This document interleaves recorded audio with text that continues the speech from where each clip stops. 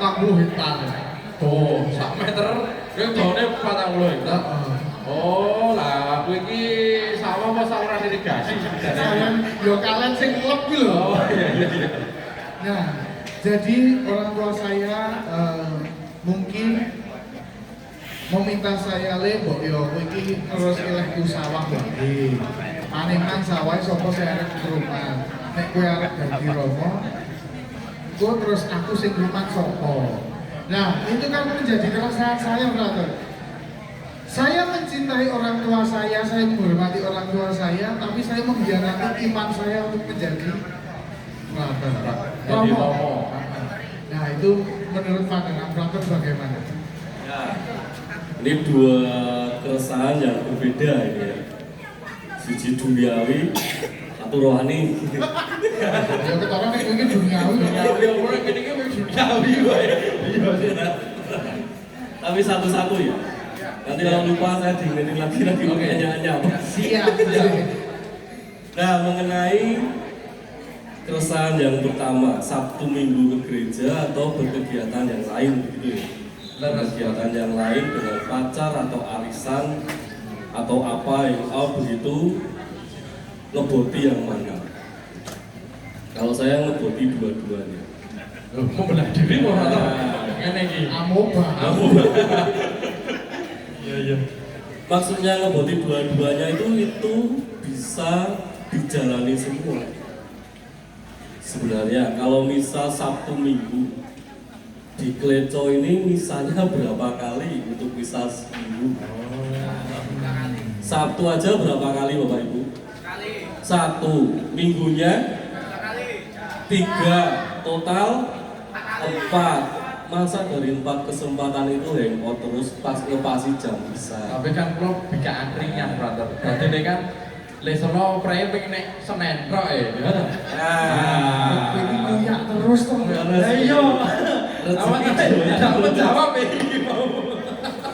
Oh ya angkringan terus berarti ngeboti yang Sabtu itu. Tapi kan masih ada Minggu pagi. Oh iya. Nah, kula kan nek minggu pagi teng pasar. Tempok ceblok. Ulaan yo jahe. Jam berikutnya lagi. Nek kula turu rata. Nek pun ngeten niku pun pasrah ke kula. Kalau Iki menang ngayal ya. ya orang sing iso ngono kok. Ampun. Tak wongi kaya awake dhewe seniman, ora oleh materialistis, Mas. Piye contone? Ora oleh duniawi materialistis, duit iku nomor 6 nek kaya aku. Lah kok iso? 1/5 perintah gereja. Oh iya, yang pertama. Ayo, brother. Ya ini. Berarti harus seimbang ya, brother ya. Seimbang antara kebutuhan rohani dan duniawi itu harus seimbang. Kebutuhan rohani kita harus terpenuhi, jasmani atau duniawi kita juga harus terpenuhi. Itu seperti kita kayak olahraga. Kebetulan saya ini seorang Yesuit. Itu ada yang namanya latihan rohani.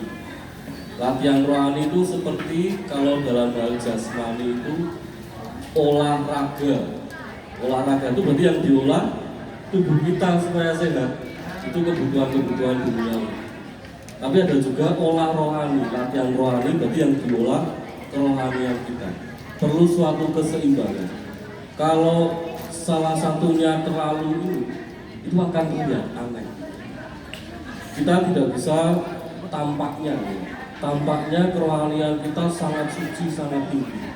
Tiap hari ke gereja, ikut misa ya. Tetapi kehidupan duniawi kita nggak bisa serawung, kita nggak bisa kumpul bareng teman-teman.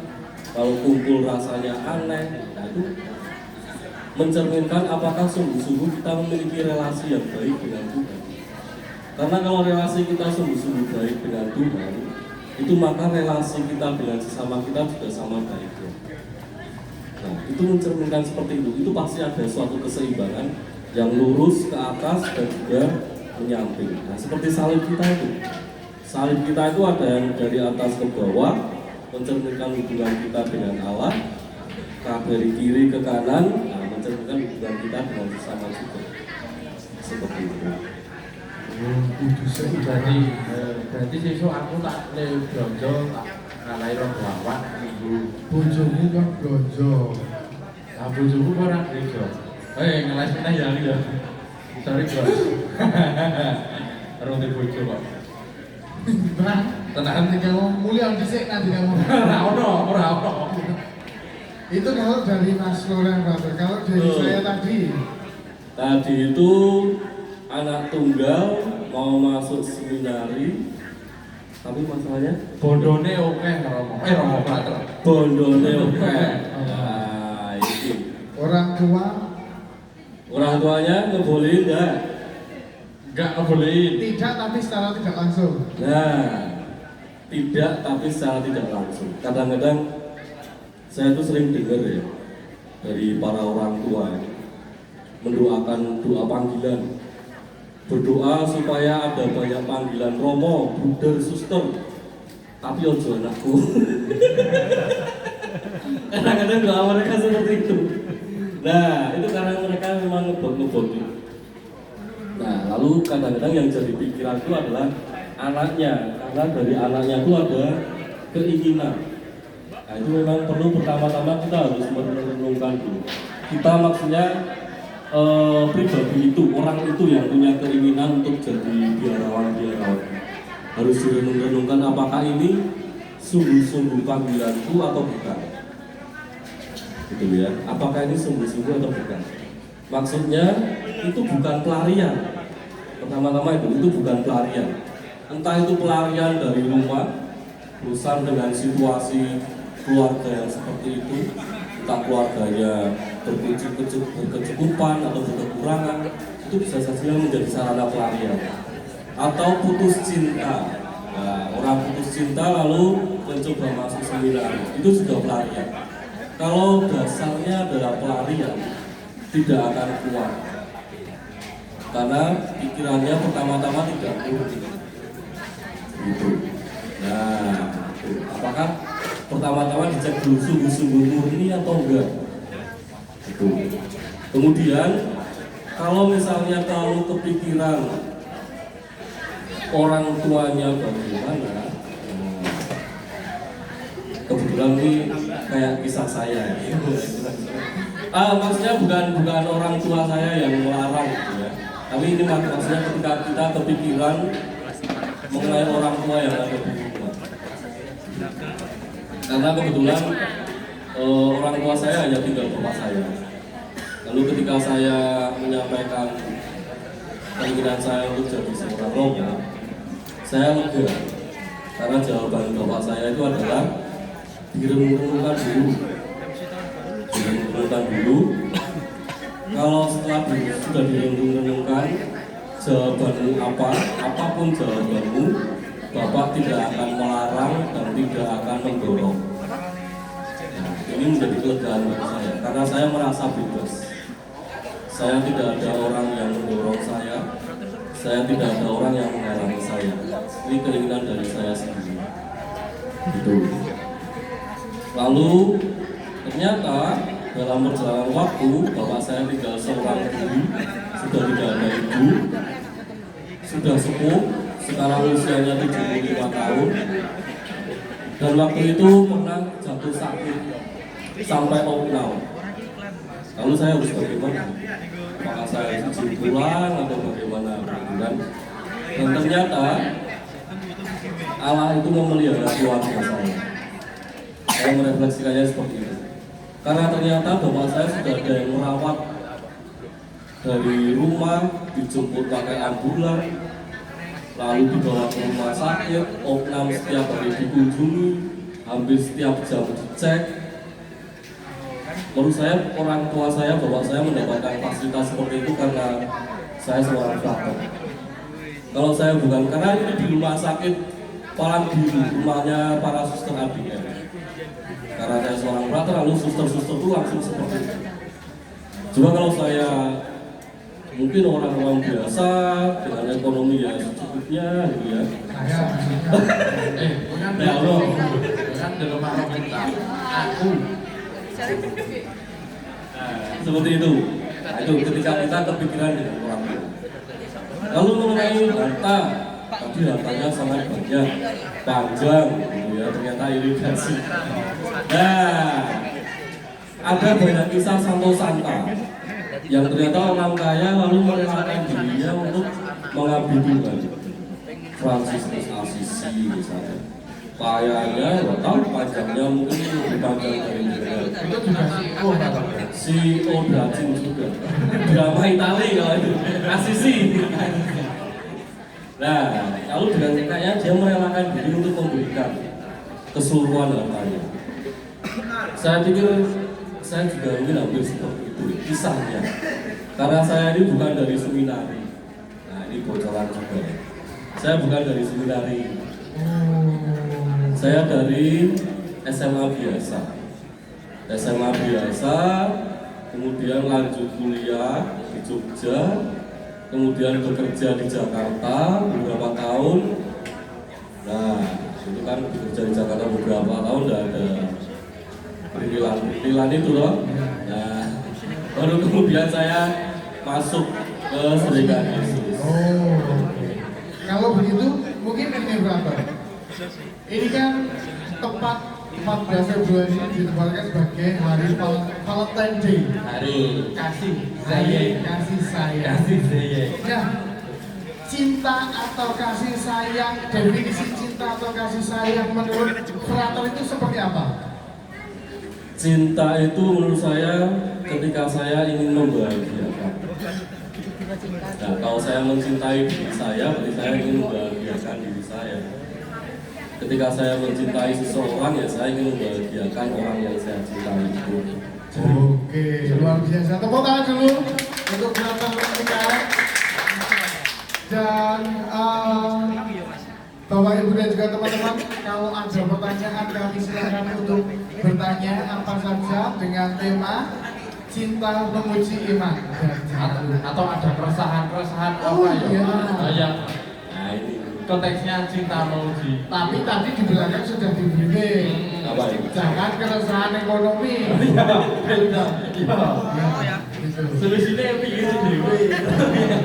Aku yang tak kalau aku BRI kulo pripun. Kalau Bapak Ibu atau teman-teman ada yang mau bertanya atau menyampaikan keresahan, ada hadiahnya ini. Oke, angpau ya. Kalau angpau. Atau ada yang mau jadi romo nggak di sini? Krishna. Kowe tahu. Nah, ada yang mau jadi suster? Beneran kamu jadi suster? Beneran nggak? Sini masih sini. Sini.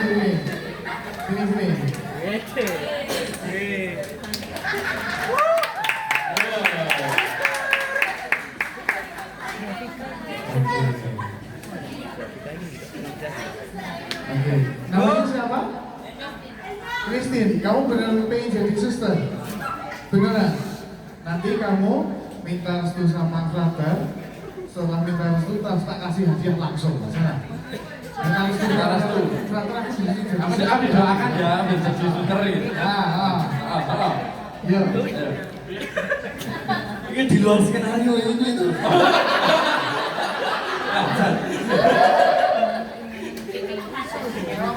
Oh iya. Ya semoga bisa jadi suster ya. Amin. Kasih hadiah juga. Ada lagi yang mau jadi suster? Udah. No. Tombol. Tak ada isi. Ada? Pertanyaan? Oh iya, maksudnya dari Bapak Ibu atau teman-teman ada keresahan mungkin? Ayo. Monggo. Mikir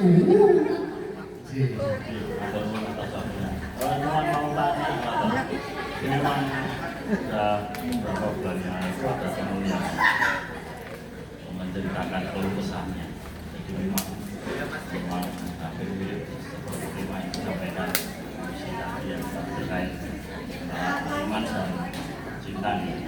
Terus akhirnya kematian ini jauh, istilahnya tetap menikah tapi dengan tata cara mengenai karena tapi di sisi lain ya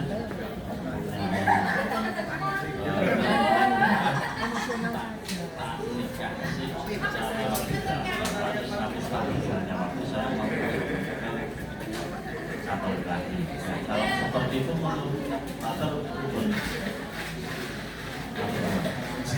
Oke, Bapak. Jadi ada seorang yang menikah secara beda agama dan kemudian itu menjadi alasan aku tak nikah beda agama sih, terus baru aku Katolik. Kira-kira seperti itu sih. Nah itu menurut Bapak bapaknya seperti apa? Ya, nah ini saya jadi sedikit ada pertanyaan juga. Apakah pasangannya itu tahu rencananya? kalau kemarin sempat kita tahu tapi hanya istrinya tapi maksudnya belum keluarga besar yang lain baik dari Polri Ya, yang mereka berdua yang menjalankan ngobrol. ya, saya pikir pertama begini.